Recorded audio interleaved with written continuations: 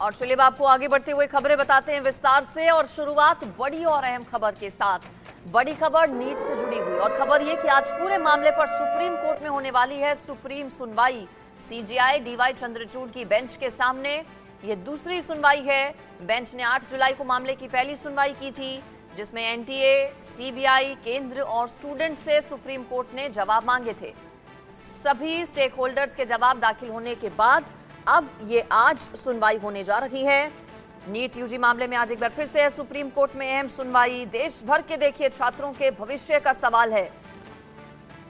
ऐसे में सभी की निगाहें इस बात पर टिकी हैं कि क्या नीट यूजी 2024 की परीक्षा रद्द होगी और फिर से नीट यूजी एग्जाम होगा, यानी कि क्या री एग्जाम होगा। माना यह जा रहा है कि सुप्रीम कोर्ट जल्द ही इस पूरे मामले पर अपना फैसला भी सुना सकता है। इससे पहले पिछली सुनवाई में सुप्रीम कोर्ट ने केंद्र सरकार, एनटीए और सीबीआई की ओर से एफिडेविट सबमिट किए जाने की बात कही थी। आज सुप्रीम कोर्ट में इस पूरे मामले पर महत्वपूर्ण सुनवाई है। एफिडेविट फाइल किए जा चुके हैं। कल केंद्र सरकार साथ ही साथ एनटीए की ओर से अब आज इस पूरे मामले पर सुनवाई अपने आप में बेहद खास रहने वाली है। कई याचिकाएं सुप्रीम कोर्ट में दाखिल की गई हैं, जिसमें प्रमुख मांग ये है कि री एग्जाम करवाया जाए, नीट यूजी परीक्षा 2024 को रद्द किया जाए, साथ ही साथ काउंसलिंग पर भी रोक लगाए जाने की मांग याचिकाओं में कई की गई थी स्टूडेंट्स की ओर से। तो देखिए आज का दिन महत्वपूर्ण है, चूंकि माना यह जा रहा है कि बहुत जल्द इस पर सुप्रीम कोर्ट अपना फैसला भी सुना सकता है। बहरहाल एनटीए ने सुप्रीम कोर्ट में हलफनामा दाखिल कर दिया है। पटना गोधरा के सेंटर में गड़बड़ी हुई है। एनटीए ने हलफनामे में इस बात को स्वीकारा है। सभी राज्यों में पेपर लेकिन लीक नहीं हुआ। पूरी परीक्षा को रद्द नहीं किया जाना चाहिए, ये एनटीए की ओर से अपने हलफनामे में कहा गया है।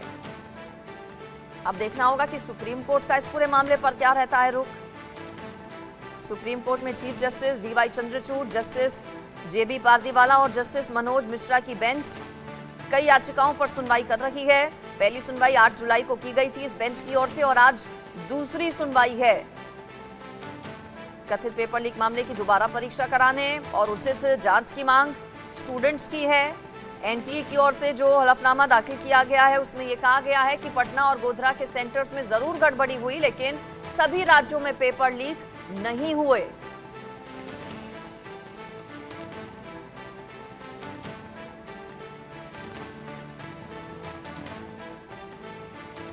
मेरे साथ अलग अलग जगहों से हमारे तमाम रिपोर्टर जुड़ गए हैं, उनके पास सीधा लिए चलती हूं आपको। दिल्ली से तमाम अपडेट्स के साथ आयुष शर्मा मेरे साथ जुड़ गए हैं। मुंबई से मेरे साथ प्रथमेश जुड़ गए हैं। गुजरात अहमदाबाद से जयेश सोनी मेरे साथ हैं और बिहार के अपडेट्स हमें रितेश देंगे। लेकिन सबसे पहले दिल्ली, आयुष आपके पास आ रही हूं। आज कितनी महत्वपूर्ण है सुनवाई? जो हलफनामा दाखिल किया गया है केंद्र सरकार और एनटीए की ओर से, उसमें क्या है? जी बिल्कुल, आज जो सुप्रीम कोर्ट में सुनवाई होनी है ये अपने आप में बहुत महत्वपूर्ण इसलिए हो जाती है क्योंकि 24 लाख बच्चों की निगाहें सुप्रीम कोर्ट पर सीधे तौर से टिकी हुई है। उनका भविष्य इस एग्जाम पर डिपेंड करता है। जिस प्रकार से धांधली की बात इस एग्जाम में सामने आई थी, लेकिन अब जो एनटीए की तरफ से और केंद्र की तरफ से हलफनामे सुप्रीम कोर्ट में दाखिल किए गए हैं, उससे कहीं ना कहीं सरकार और एनटीए दोनों बैकफुट पर नजर आ रहे हैं। अपनी अपनी साख बचाने की कोशिश यहां पर की जा रही है। जिस प्रकार से ये बात बोली गई कि जो ये वीडियो वायरल हुआ जिसमें टेलीग्राम में आप देख पा रहे हैं कि पेपर लीक का एक वीडियो पूरा दिखाया जा रहा था, स्क्रीनशॉट दिखाए जा रहे थे उस वीडियो में फैब्रिकेशन की गई है, उस वीडियो को एडिट किया गया है, उसको जानबूझकर ऐसे दिखाया गया है जैसे वो क्वेश्चन पेपर ही लीक हो गया जो नीट यूजी 2024 में दिखाया गया था। ये बात कही गई एनटीए की तरफ से। तो वही दूसरी ओर केंद्र सरकार का रुख अलग था। केंद्र सरकार ने कहा कि आईआईटी मद्रास की जो रिपोर्ट थी उसको जब देखा गया, उसको एनालाइज किया गया, तो कहीं पर भी मास डिस्क्रिपेंसी यानी सामूहिक तौर पे इस पेपर से छेड़छाड़ या इस पेपर की लीकेज की कोई घटना सामने नहीं आई है। हालांकि छोटी मोटी जगहों पर इक्का दुक्का ऐसे मामले हो सकते हैं, लेकिन किसी एक स्थान पर, एक सेंटर पर या एक पूरे समूह के साथ ऐसे कोई घटनाक्रम सामने नहीं आए। तो वही तीसरी बात जब यहाँ पर हम देखें कि जो पेटिशनर सुप्रीम कोर्ट में पहुंचे हुए, जिन लोगों ने याचिकाएं लगाई है, 38 याचिकाओं पे चीफ जस्टिस सुनवाई कर रहे हैं, तो उसमें कई बच्चे ऐसे थे जिन्होंने ये बात कबूली है कि सेंटर पर पेपर पहले से आ चुका था। कई ऐसे बच्चे थे जिनको पेपर पहले मिल चुका था, एक रात पहले सोशल मीडिया पर वायरल होना शुरू हो गया था। चीफ जस्टिस की जो बात थी, जो पिछली सुनवाई में उन्होंने कही थी, वो यहाँ पर जाननी महत्वपूर्ण है।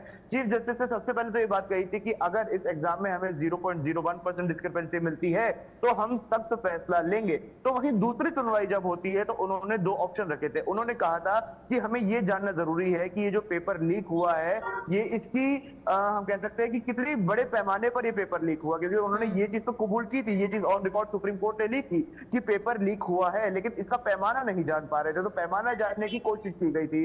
अब ये चीज सामने आई है एनटीए और सरकार की तरफ से कि मास डिस्क्रिपेंसी नहीं हुई, लेकिन सुप्रीम कोर्ट ने कहा था कि अगर एक रात पहले पेपर लीक होता है और सोशल मीडिया पर लीक होता है तो ये जंगल की आग की तरह फैलेगा। ऐसे में हमें सख्त फैसला लेना पड़ सकता है और हो सकता है कि हम पेपर कैंसिल करने के विचार पर आगे इस पर सहमति बनाए। लेकिन दूसरी बात उन्होंने कही कि महज अगर कुछ घंटे पहले ये पेपर लीक हुआ, यानी एग्जाम से 1 या 2 घंटे पहले कुछ चुनिंदा समूह के बच्चों को ये पेपर मिला, तो ऐसे में पूरे पेपर को कैंसिल नहीं किया जाएगा, क्योंकि 24 लाख बच्चों के भविष्य का सीधा सीधा बिल्कुल। अब ऐसी सिचुएशन में क्या कुछ बीच का रास्ता होगा, ये देखना होगा सुप्रीम कोर्ट के फैसले में क्या होगा, इस पर सभी की निगाहें टिकी हैं।